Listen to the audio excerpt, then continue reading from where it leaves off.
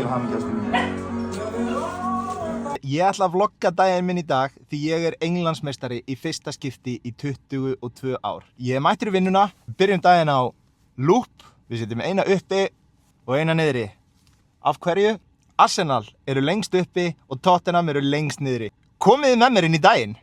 Ég byrja alla daga hér á þrekhjólinu, hjóla svona 10 km, en ég ætla að hjóla tvöfalt í dag.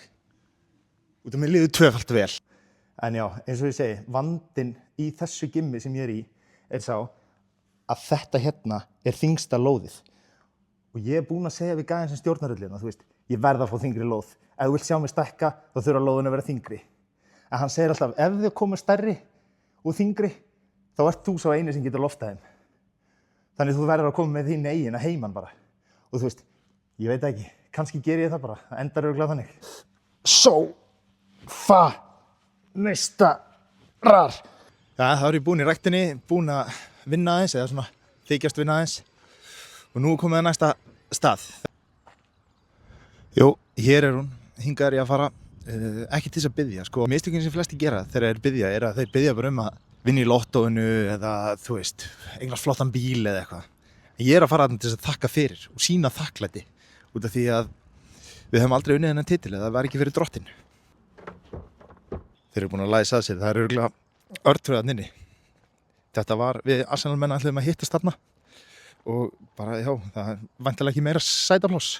Ég verð að þakka fyrir einhvers staðar annar staðar. Fyrst að þetta gekk ekki almennilega í kirkjunni, þá ætla ég að kíkja á annan stað.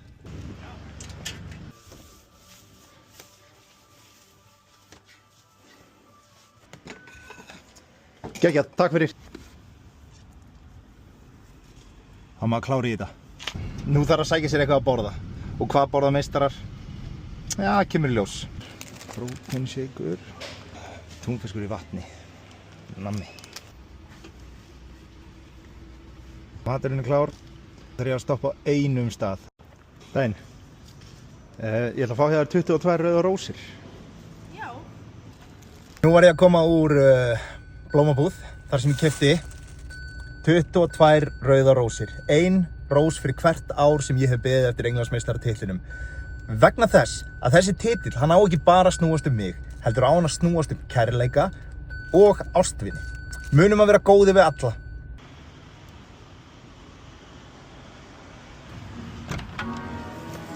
Komdu sæl, ástin mín. 22 rauðar rósir handa þér. Út af við erum búin að bíða í 22 ár eftir þessum titli.